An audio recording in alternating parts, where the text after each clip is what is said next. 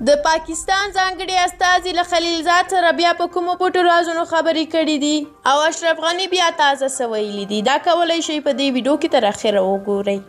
د افغانستان سولې لپاره د پاکستان ځانګړي استازی محمد صادق وایي چې د افغانستان د سولې لپاره د امریکا له ځانګړي استازي زلمي خليلزاد سره د افغانستان سولې بهیر د ګړندي کېدو او د نړیوال ملاتړ د پیاوړي کېدو پر لارو چارو خبرې وکړې. محمد صادق پرون سه شنبه په یو ټویټ کې وویل چې له ښاغلي خليلزاد سره د ویډیوي کانفرنس له لارې د بین الافغاني خبرو لپاره د لا زیاتې اسانتیا برابرولو له دغې پروسې څخه د نړیوالې ټولنې د ملاتړ په لارو چارو او د سیمه ییز اتصال چې پاکستان او افغانستان د سیمه ییزې سوداګرۍ د اتصال په مرکز بدل کړی خبرې وکړې. ښاغلي خليلزاد د دغو خبرو په اړه رسنیو ته څه نه دي ویلي خو دواړه استازي داسې مهال د افغان سولې پر مسلې خبرې کوي چې په قطر کې د افغانستان د دولت او طالبانو د مرکچي پلاوي ترمنځ خبرې چې له څه باندې یوې میاشتې راهیسې پیل شوي ډېرې ورو پر مخ ځي. دواړه لوري تر اوسه نه دي توانېدل چې د مذاکراتو د دوام لپاره یو کړنلاره نهایي کړي.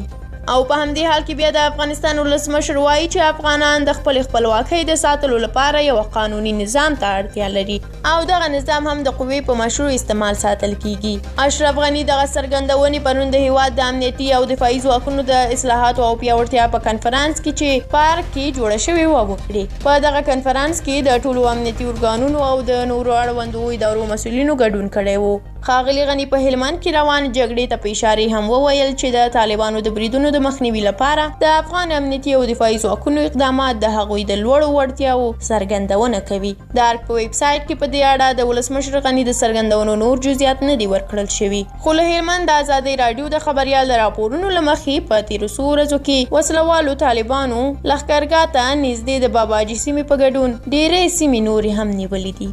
له تاسو د دې لپاره ډېره مننه چې ویډیو تر اخره او تر پایه ولیدله. که مو دا ویډیو خوښه شوې وي نو کولی شئ لایک یې کړئ. که غواړئ نورې ویډیوګانې هم وګورئ زموږ یوټیوب چینل در سره سبسکرایب کړئ.